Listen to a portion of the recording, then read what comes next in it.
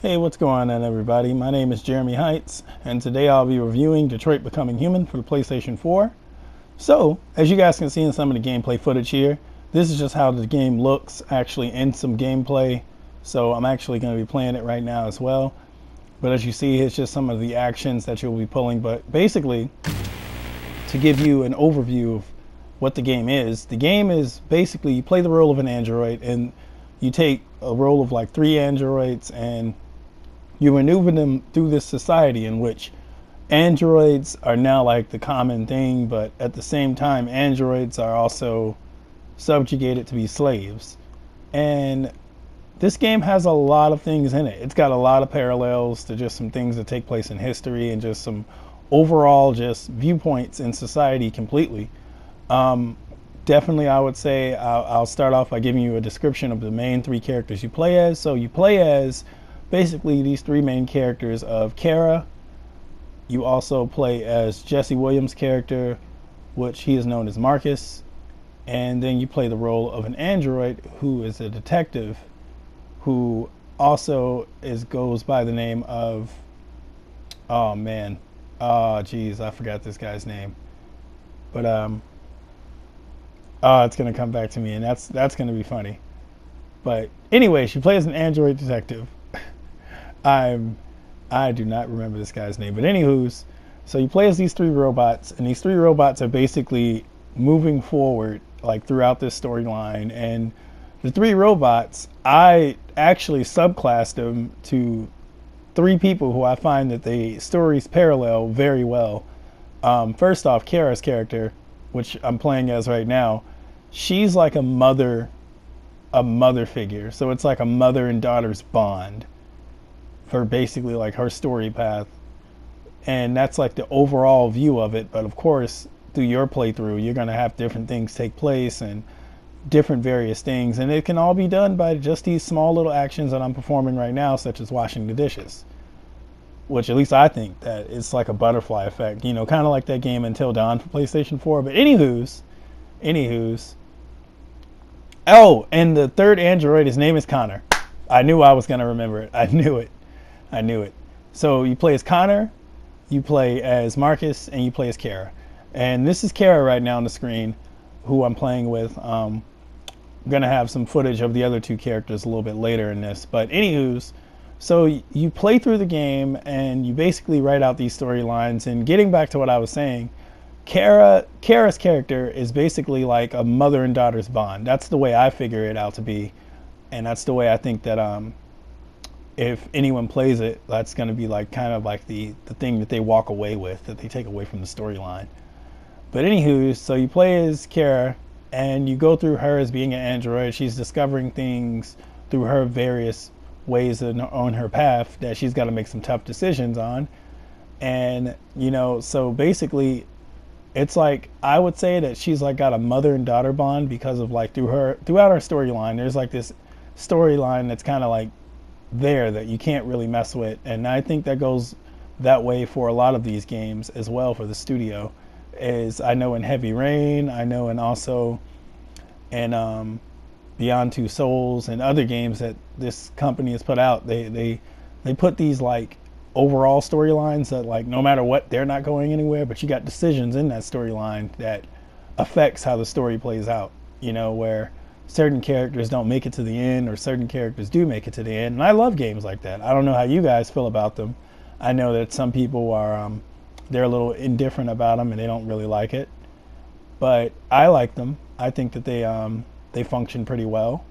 I have a lot of fun playing them, and I just play through them multiple times just to see how certain characters will play out if you made the wrong choice or you made the right choice. But there is no right or wrong choice, because no matter what, which I love about these games, the story goes on. It completes. And that's the one thing about it that I actually love, and I think a lot of games should take away from that and put that in some games today, where basically you play through it and you get through the whole game, and when you get to the end of the game, basically it's like that's the end. This is literally how it ends. There is no second one. There's no we need to bring in a sequel 5 years down the line, or we need to remake it and remaster it and put a collector's edition or some type of like duo thing, because that's one of the biggest problems today with gaming is that you don't necessarily get a complete game anymore. Like, games are given to you, but they're not given to you fully. They release like little small packs here and there and etc. And that's always weird. But anywho's, getting back to the game here. As we see, she's discovering some things. So she's looking at the bus. She's seeing like how the world works and stuff right now. And this is kind of like the first beginning of like her chapter. And it's pretty cool, you know, just to play through with her and just, you know, just basically live life as an android. Live life as an android and interact with the story. And there you go. There's a little girl that's in Kara's story that I was talking about with the mother-daughter bond. Her name is Alice. But it's like, you know, however that plays out for your story, it's all cool. But they definitely got a weird sort of like interaction thing going on right now. But don't worry. It plays out like, I would say it plays out like The Last of Us. Because it's like she wins her over after like doing a bunch of things and being there for her and talking to her and playing the role of this mom, because obviously this little girl Alice lives in a single parent home with this fat lazy drunk guy who's on the couch just sitting there with a beer, just being fat, lazy, and a bum.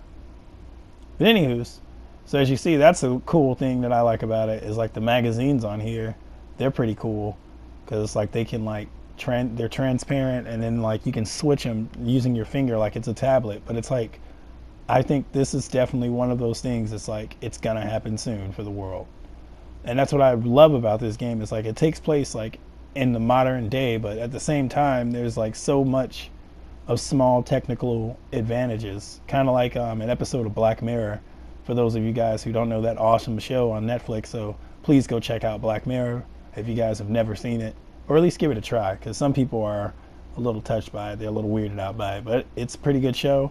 It has my recommendations. I love it. Anyways, like I said, it's basically like, I think that society definitely could be heading to this point where we have newspapers like this, and that'd be pretty cool. But anyways, let me put that down, see what this girl's up to. Alright, I'm just gonna go up the stairs here. Oh, you can't go up there. See what else I gotta do. This guy wants me to do something. Look at his fat lazy self. He's just on the couch. On the couch. Alright, I'm gonna go to the door here. I can go outside. Well, that's cool. I like going outside on games like this. It'd be really cool if they gave like more of like the free roam that they had in Marcus's storyline. Marcus's storyline is pretty cool because he has a lot of free roam parts and a lot of moments where you feel like you're gonna like parkour through the place. And I feel that this character in particular, Kara, she wasn't used to the maximum potential she could have been used to, where she could have been doing some parkour and some flips and some more fight scenes and stuff. But I'm about to say, but some of the characters are pretty cool in here. They got like some nice little action scenes and nice like cool fighting scenes and such. So, walking inside of this room here, this fat guy's just on the couch doing nothing, just on the couch. Now this is a cool idea. I would love if this was like in now. Like, I mean, well, I think they do have it if I'm not mistaken. Not that, like the little robot guy there.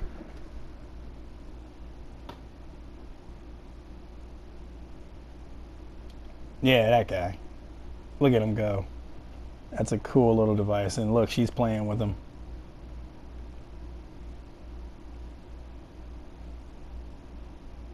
And look at this guy, just stops her fun all quick about it. Just, hey,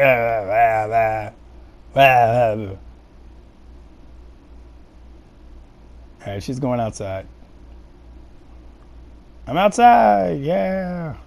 It's a pretty cool backyard. Looks pretty legit. There's the laundry. Alright, how do we take this down? Do you gotta grab some clothespins, or I don't know. But anyways, this is Kara. So let's go on to another character here. So first off, let's go over here to Connor. So this is Connor, the detective that I was talking about, and this is like some of his scenes, some of the cool things he gets to do, such as analyze the faces, which is a pretty cool feature in the game. They gave it to like a bunch of the characters. You can do it with all of them if you just hold down the R2 button, for those of you guys who have the copy of the game. But basically you can like walk around and like check people's IDs, check out who they are. And it's cool because they like, it's a small little detail putting like profiles in there. You can read about these random civilians, which is pretty cool because they put the time actually into that. But once again, if the game I feel had a little more free play, I think this will be even cooler because then it will have some replayability. Because what if you can like see what these guys are up to and then uncover missions? Like that would be pretty cool. And this will be the way of like extending this storyline of this particular android, because I feel that his detective cases are pretty dope. Like everything that he did in the game was also pretty cool. Like each character has their own thing that they bring to the game. As you guys seen earlier when I was just playing as the first robot, when I was playing as the first robot, Kara. But as you see, I'm playing now as Connor, the detective, and he's pretty cool just to see him play and stuff. And I see he's finding his detective buddy now. This is where he meets Hank inside the bar, who is his detective partner, who he's got to be partnered up with. And I feel that Connor's role, at least in my playthrough, it played out in such a way where basically he was like the guy to put it all together. Like he's the glue between humanity and the world. Well, the world of androids, of course, but he's like that glue. Like he's that in between. Him and Hank's friendship, as it played out in Mines, was pretty cool. But obviously, you don't have to play through like I did. You can play it and make other decisions, and who knows how it turns out. I'm actually figuring out on another file how does their storyline turns out when he's kind of a dick or he's just a terrible person to Hank. Because this character Connor can say some very awkward things, but at the same time, which I find pretty cool and funny about him, is that Connor, I feel, is the most like this is the most heartfelt story out of the three, because he generally builds up a bond and like this curious interest into like humanity. And it's funny to see when it plays out, because it reminds me of like Garrus from Mass Effect, because he's so clueless, but he's not that clueless because he knows, everything. He's an android. Come on.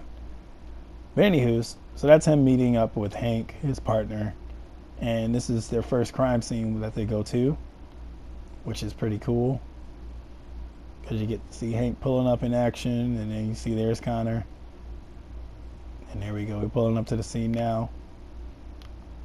But anywho's, when you play as Connor, though, it's a pretty cool feeling. It reminds me of like Batman as well, with how you do like some detective work where you would be looking around as a detective, but necessarily like you would kind of have to put all the clues together and reconstruct the crime scene and then play back the crime scene, which is pretty cool. And I'm going to show you some examples of that in just a moment. I'm going to sit in the car for a minute. All right, I'm getting out. I was just going to see how long can I sit there, and is that an option? Because you never know with a game like this. Everything you do weighs an option, and some things that you do is timely, which I find also pretty cool because it's in real time and you got to work with that.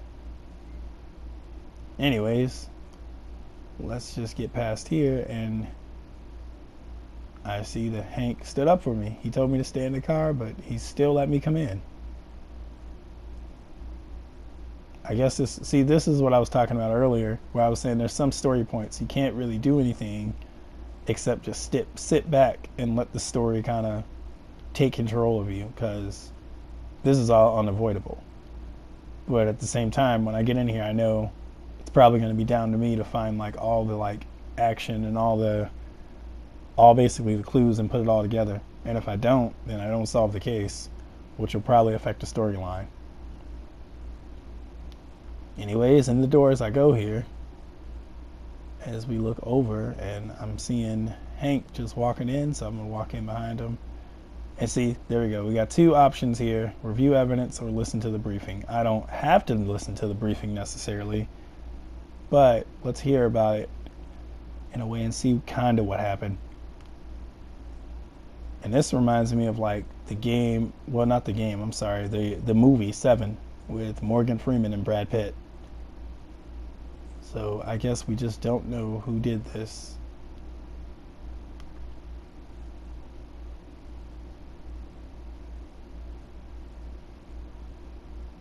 Oh wait, no. We do know it is some person who stabbed this man. And they wrote "I am alive" on the wall. That's pretty strange.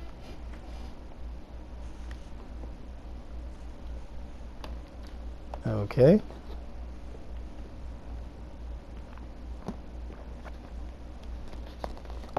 Alright, let's look around. And I also like the fact that like this reminds me of like iRobot almost. With just how everything plays out. Because it's like if Will Smith was replaced with a robot and a robot was doing his job, this is how it will look. Alright, so we got the victim's blood. There's the murder weapon, and this is what I was talking about. We can analyze things. He's analyzing all the crimes, scene evidence, so he's getting everything together. I just don't like how he has to taste everything. That's pretty weird. Like the first time, it was cool to see, but the multiple times that he licks his own fingers and tastes whatever he's like looking at or feeling for evidence is pretty gross. I feel I could have did without seeing all the scenes of it. Like they could have just showed this. I just kind of got weary of seeing all the scenes of him licking his own finger. Anyways, so we got some evidence. Same evidence I already saw, I think. Oh, nope. No, it was new evidence.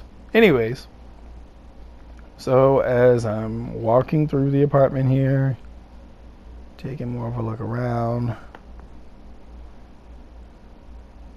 and I'm missing something. Oh, I'm going to have to touch this. I'm going to have to scan this for evidence.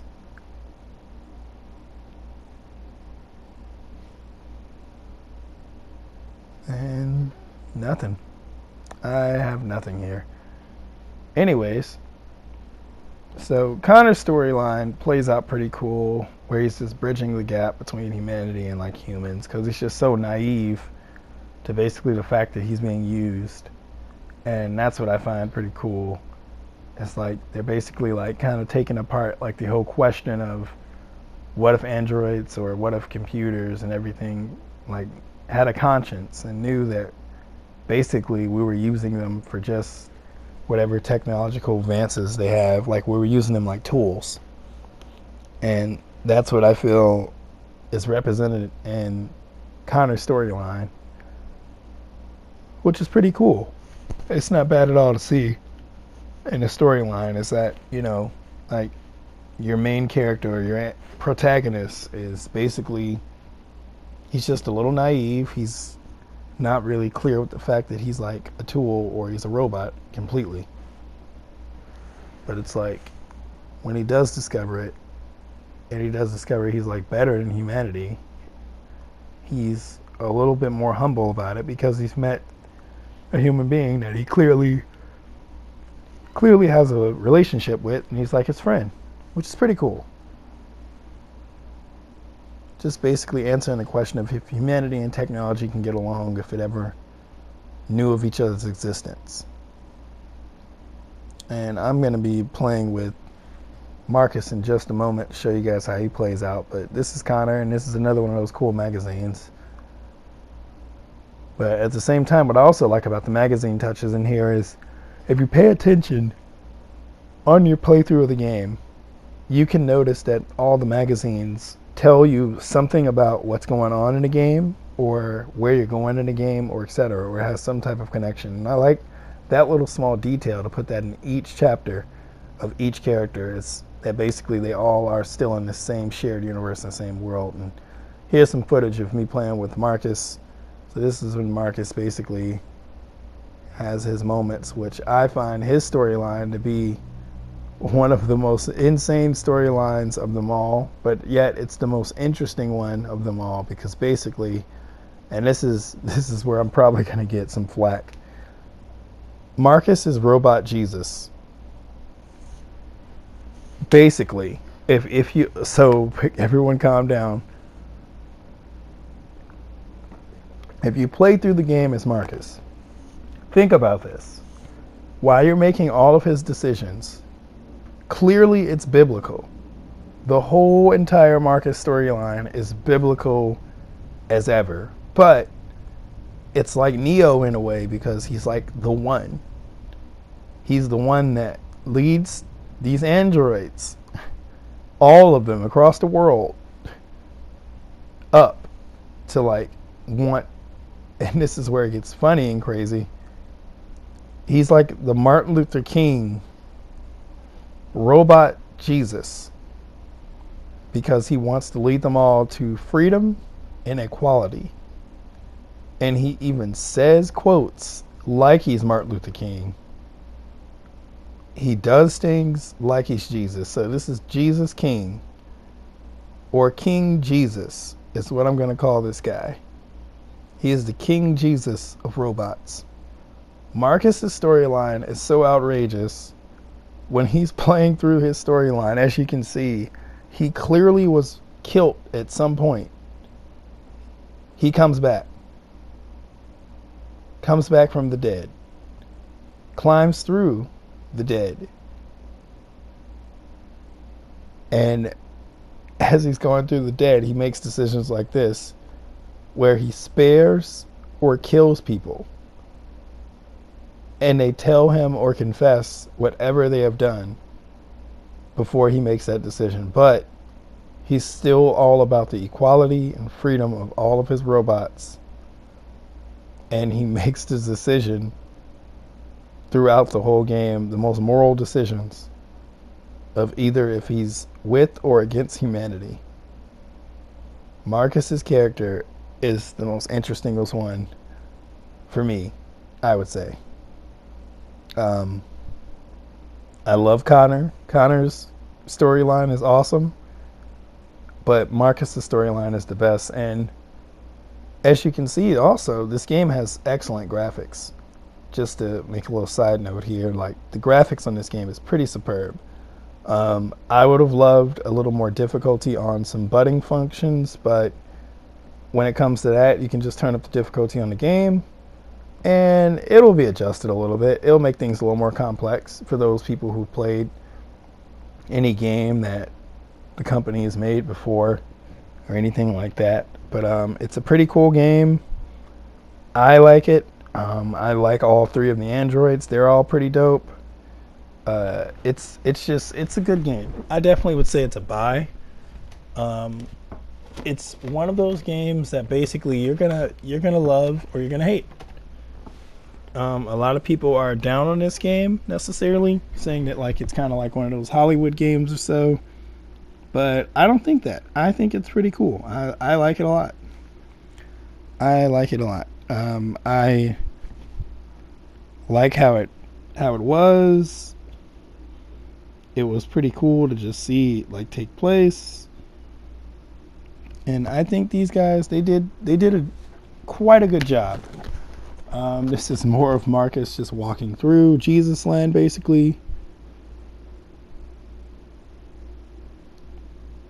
But I definitely feel like Quantic Dream did a really good job making another excellent hit to add to your collection of Heavy Rain, Beyond Two Souls, and Indigo Prophecies, because this is another masterpiece from these guys. These guys are, if these guys had their hands on Mass Effect and did a Mass Effect, I would be okay with it. It would probably be better than what we got in Andromeda, because I don't know what would happen with Andromeda. And I just did this before, but I want her part because I need that part. But I'll look for one wherever this thing is. Anyways, this game is definitely a buy for me, guys. I've told you guys a little bit more about the game as far as gameplay. It's pretty easy to pick up and just play. Controls are pretty simple. That's the only thing that actually I would have to say kind of I would wish was a little more complex, were the controls. If they were a little more fun to just play with. As I'm saying this, I'm having trouble using these controls. But anyways, I definitely would say the game's great. You should definitely go out and buy it. It's out right now for the PlayStation 4. Pretty good game. Right now it's full price, but I'm sure it's going to drop down. But I would definitely make the prediction of saying this game is probably going to be a greatest hits for the PlayStation 4 at some point. And it for sure will definitely be in the PlayStation Store on sale one time on a flash sales at some point. But this game's pretty fun, pretty invasive. You want to definitely immerse yourself in the gameplay. It's invasive because it gets into you. Like, it will get in your brain a little bit. It'll make you make some decisions that'll have you kind of thinking about your own humanity. Because it asks some very important questions about, like, are you willing to let some of your people be sacrificed for what you believe in? And that comes once again from King Jesus here, as he finds the part finally that I need him to find. So that's good. But from King Jesus over here, yeah, that's another thing in his storyline that is pretty interesting. And look at this, he rips out basically his robot heart, and then he's going to replace it with a new one from an old robot, because these robots are like very easy to fix, which also makes me ask a huge question and even if you didn't play the game, I'll explain this question in a certain way before we end this whole thing. So, if basically...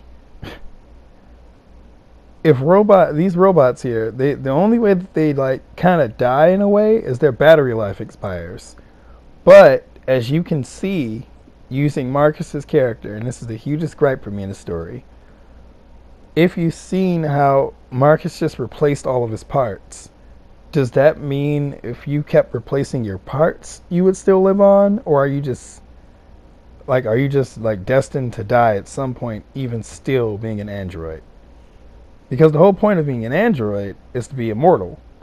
Or in a way, just kind of be like repairable and upgradable forever.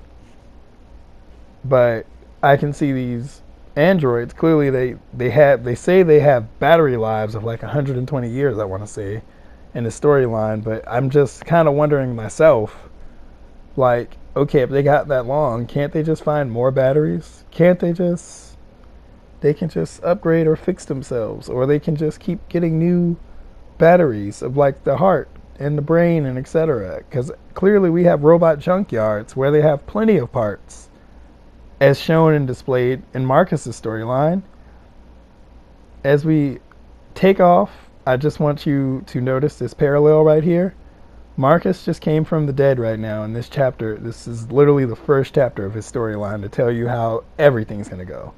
He comes back from the dead after being murdered, puts himself back together using his people, and then he stands in the rain, reborn for his people and all that they have done. Now, if that's not a parallel to some religious form or culture or whatever it may be, then I'm crazy. But anywho's, Marcus, this is Marcus's way of breaking out into the world. But anyways, guys, this has been great. This is Detroit Becoming Human.